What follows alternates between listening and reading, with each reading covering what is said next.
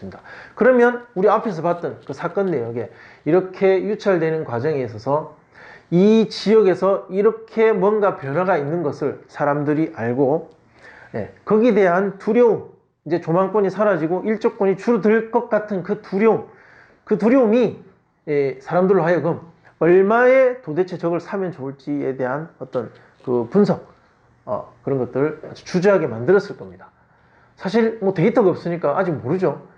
모르는 것이 사실 더 두렵습니다. 차라리 떨어져서 그 떨어진 가치가 시장에서 인정받아서 거기서 그 물건만의 가치가 형성된다면 차라리 뭔가 검토하고 입찰하기가 편할 건데, 이제 곧 발생하게 될 어떤 이 일조권 피해, 일종의 환경 오염이죠. 이 오염에 대한 피해, 아직 뭔가 완벽하게 분석되지 않은 이 피해 때문에 이 지역의 사람 또는 이 물건을 입찰하고자 하는 사람들은 상당한 두려움을 느낄 겁니다. 그래서 그것이 결국 유찰로 이어지고 있는 거죠. 로드뷰를 한번 봤습니다. 실제로 이렇게 아파트를 짓고 있네요. 자, 이 아파트죠. 자, 여기 보면 이 아파트입니다. 여기 있죠. 자, 요건데 상당히 가려질 것 같아요. 아파트와 아파트 사이에, 동간 사이에 뭔가 조망이나 일조권이 되어도 거기서 일조가 된다 해도, 과거에 이 아파트 단지가 없을 때에 비교하자면, 자, 여기 비교 사진도 있습니다. 아파트가 없을 때 같은 자리에서 찍은 과거에 2017년 1월 달의 사진이네요. 그때는 뭐 여기 옆에 다세대 주택 같은 게 하나 있고 앞에 아무것도 없었을 거예요. 자, 이렇게 단독 주택이 있는 이런 지역인데, 이것이 아마 재개발되어서 이 아파트 단지가 들어오는 것 같습니다. 뭐 제가 이 지역에 살거나 지역 정보를 잘 모르기 때문에 뭐 정확하게 이렇다라고 말씀 못 드리지만, 이 사진을 봤을 때는 저층의 단독 주택 지대가 재개발되어 이 아파트 단지가 들어온다. 자, 그렇게 해서 앞으로 있게 될 여러 가지 피해 때문에 유찰되고 있는 거다. 확정되지 않은 저 물건의 가치. 그래서 일반 사람들, 일반 평균의 매수 희망자들이 생각했을 때는 얼마 정도의 가치가 적합한지 판단하기가 상당히 어려울 겁니다. 자, 이렇게 복잡한 계산, 사람들의 심리 싸움, 미래에 대한 어떤 불안감, 이런 것들이 이 안에 다 느껴지는 거죠. 그게 눈에 보인다는 거죠. 자, 위치 보면, 이게 위치 사진이 한 장 더 있네요. 여기 보면 완전히 이렇게 펜스가 쳐 있죠. 여기도 동이 들어오고 여기도 동이 들어오니까 한 이 정도, 약간 이 정도는 뭔가 앞이 보여도 그 이상은, 또 저층은, 그리고 해가 떠서 넘어가는 과정을 봤을 때 전체적으로는 상당히 많이 조망 일조 이런 피해가 발생할 것이고, 무엇보다 답답하겠죠. 완전히 이제 가려지고 갇혀버리는 꼴이 되니까. 그래서 이 아파트 사는 사람들의 마음이 어떨까? 그리고 여기에 들어오는 사람은 또 어떨까? 자, 보시면 여기는 아주 큰 땅입니다. 작은 땅이고 작은 개발 규모로 만들어진 아파트이기 때문에 유명하지도 않고 인기도 없습니다. 여기는 뭐 화명 신도시 3차 비스타 동원 아파트, 이렇게 해서 뭐 동수도 많고 세대수도 좀 더 많겠죠. 그래서 이 사람들의 재산, 누구 재산이 더 소중하고 무엇이 지켜져야 되느냐. 자, 이 사람들은 주장하겠죠. 나는 헌법에 따라서 내 재산권에 대한 어떤 내가 가진 재산권을 충분히 활용하겠다. 내가 내 재산을 가지고 개발해서 내 집을 짓는데 네가 왜 못하게 막느냐. 너 때문에 내 재산을 못 쓰게 한다는 건 말이 되지 않느냐. 뭐 이렇게 충분히 주장할 뭐 여러 법적 근거, 당연한 합당한 이유들이 많아요. 또 이 사람들도 마찬가지예요. 너희가 너희 집 짓는 건 좋은데 왜 나한테 피해를 주느냐. 이제 내 집의 재산적 가치는 뚝 떨어진다. 그렇지 않아도 저렴한 아파트, 값도 오르지 않는 이 아파트가 이제 더 재산적 가치는 떨어졌어. 상대적 가난은 더 심해지고 나는 더 가난하게 되는 그런 상황이 처한 이런 사람들의 마음은 참 불합리하겠죠.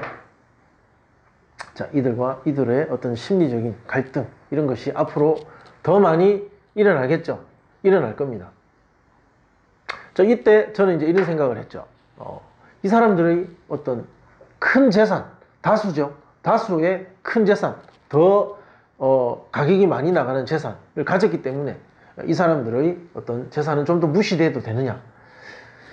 자, 그 부분에 대해서는 정답도 없고 각각의 가치관에 따라서 많은 답이 나올 수 있습니다. 예, 한번 여러분들 그 부분에 대해서는 한번 생각해 보실 필요가 있겠죠. 예, 새로운 부동산이 들어옴으로 인해서 좋아지는 사람도 있지만 또 힘들어지는 사람도, 상대적으로 더 가난해지고 어려워지는 사람도 있다. 그 사이에 마찰. 자, 그 와중에 경매 물건이 하나 나왔고 앞으로 예상되는 이러한 마찰과 피해 이런 것들을 어떻게 진행될 것인지를 모르는 상태에서 뭔가를 매수해야 되는 불특정 다수의 시장에 있는 매수 희망자들.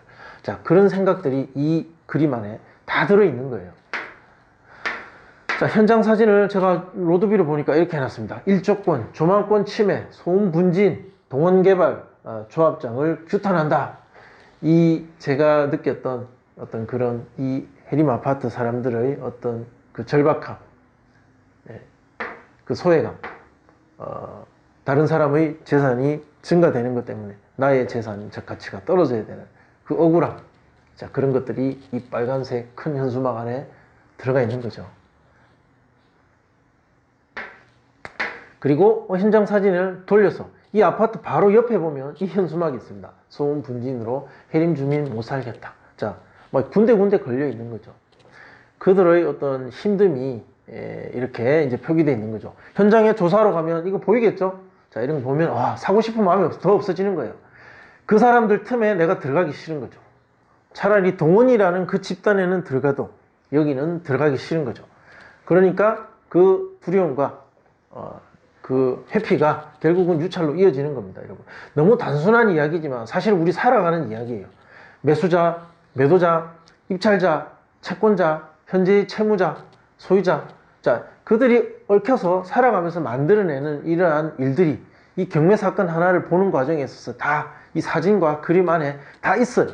우리는 이것의 어떤 재산적 가치, 내가 얻게 될 이익, 경매 물건을 어떤 투자 대상으로만 사실 많이 봅니다. 그렇지만 거기에 담겨 있는 사람들의 어떤 삶 속에 들어있는 생각들은 한번 좀 생각해보고 투자할 필요도 있다는 거죠. 저는 지금 말하고 있는 것이 어떤 이 물건의 가치, 뭐 투자 이런 것들 말하는 게 아니라 이 경매가 나오고 여기 사람이 살고 또 주인이 언젠간 바뀔 거고 결국 이거 낙찰될 겁니다. 바뀌고 거기서 또 누군가는 살게 될 것이고 앞에 동원 아파트는 또 들어올 것이고 바로 이웃 주민이 돼서 그들이 섞여서 또 살게 될 거예요. 그러면서 일어날 일, 뭐 느끼게 될 감정 이런 것들도 경매와 별개로 이렇게 한번 우리가 미리 생각해보고 느낄 수 있다는 거죠. 예, 그런 이야기들을 한번 해드리고 싶었어요. 엄마 아빠 덤프트럭이 너무 무서워요. 이거 이제 학교에서 달았는지 또는 여기 해림 아파트 주민들이 달았는지는 제가 모르겠습니다. 어쨌든 아이들의 시각에서 이 공사 현장이 싫다는 것을 이 현수막으로 표현하고 있죠. 저는 이제 이 이면에 이 학교를 보니까 그 생각이 들었어요. 이 동원 아파트에 곧 입주하게 될 그 사람들의 아이들이 이 학교에 다닐 것이고 그 아이들이 들어와서 상대적으로 훨씬 가난해져 버리고 집 처분하기도 힘들어지고 어려운 이 해림 아파트의 아이들도 이 학교에 다닐 겁니다. 한 반에서 친구가 돼서 같이 수업을 듣겠죠. 자, 이제 이 학교를 보고 저는 제일 생각도 많고 한번 고민할 것도 많겠다라는 생각이 들었어요. 그래서 이것을 이제 수업 자료로 만들었습니다. 이 학교의 교실에서 이 아이들은 결국 만나게 될 겁니다. 실거래가 기록을 한번 봤습니다. 이 해림 아파트는 적은 세대수 그리고 실거래가가 거의 없고 직접적인 어떤 비교 대상의 상태가 없는 그런 상황입니다. 2014년에 3건의 거래가 있었어요. 2006년이었죠. 2006년에 이제 보존 등기했으니까 그때 준공했으니까 물론 세대수가 작기 때문에 적은 거래량이 있었지만 그래도 2014년까지는 뭐 한 두세 달에 하나씩은 이렇게 있었다는 거죠. 그러다가 2015년 마지막 한 건으로 그 뒤로 거래가 없습니다. 이때의 거래가가 현재의 감정가와 비슷합니다. 자, 2020년 아파트 값이 많이 폭등했죠. 이때 지금 감정가 1억 6,900. 자, 이때의 상승 효과를 즉 하나도 누리지 못했다라고 짐작할 수 있겠죠. 이러한 여러 가지 악재의 어떤 삶의 주거 환경이 나빠질 예정이라는 소문이 있었을 것이고 아파트의 어떤 그 개발은 진행되고 있을 때였겠죠. 매매조차도 어떤 매매 시장조차도 굳어버리는 그런 아파트가 된 거죠. 그럼 입찰자 입장에서는 이런 데이터가 없어요. 거래 사례가 없어요. 이제 앞으로 어떻게 될지 몰라요. 그러다 보니까 더더욱 어떤 가지게 될 저 물건을 가지게 됨으로 인해서 내가 받게 될 피해에 대한 공포감은 더 큰 거죠. 자, 물건에 대한 내용은 그렇고요. 그 물건에 대한 얽힌 내용은 그렇고, 자, 이제 이 등기사항 잠깐 뭐 보고 마무리 지을게요. 보면 현재 소유자 누구 왜 뭐 이렇게 한 2명이 공동 소유로 있는데, 보시면 뭐 가압류, 뭐 카드 캐피탈, 뭐 경매에 신청한 것도 뭐뭐 공사 캐피탈, 아주 흔하게 볼 수 있는 삶이 어려워진 개인의 어떤 자영업자이건지 뭔가 사업을 하시는 분인지 뭐 알 수는 없지만 아주 개인적인 어려움에 보시면 2019년 이후로 쭉 가압류가 늘어나죠. 어려워져서 이제 집이 처분되는 그런 세대죠. 여기 보면 2명의 어떤 그 소유자에게 모두 각각 이렇게 그 가압류가 있는 상태입니다. 이제 더 없죠? 예, 제가 준비한 자료는 여기까지죠.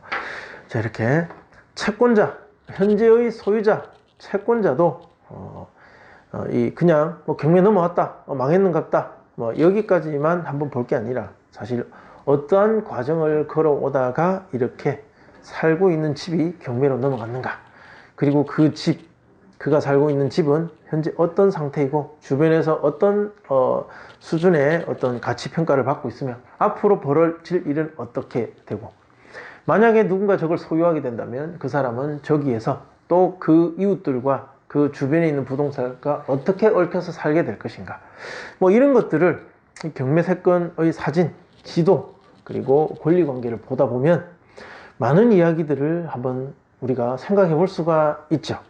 네. 그런 이야기들은 참 재미난 것들이 많습니다. 뭔가를 중요한 지식을 전달하고 뭔가 해석해주고 여러분들한테 계산하는 과정을 보여주는 것도 뭐 유익하지만, 수업 듣듯이 그렇게 강의를 하는 것은 조금 이제 줄여야 되겠다라는 생각에 이렇게 이야기하듯 그 주변 이야기하는 어떤 내용을 제가 그냥 뽑아와 봤습니다. 시간이 허락되는 한 주기적으로 이렇게 올려드릴게요. 그리고 궁금한 사건이 있으시면 댓글에 질문을 남겨두시거나 사건 번호로 질문 주시면 제가 이렇게 준비를 해서 그 부분에 대한 내용을 또 촬영해서 올리도록 하겠습니다. 시청해 주셔서 감사합니다. 자주 뵙도록 제가 노력해 보겠습니다. 감사합니다.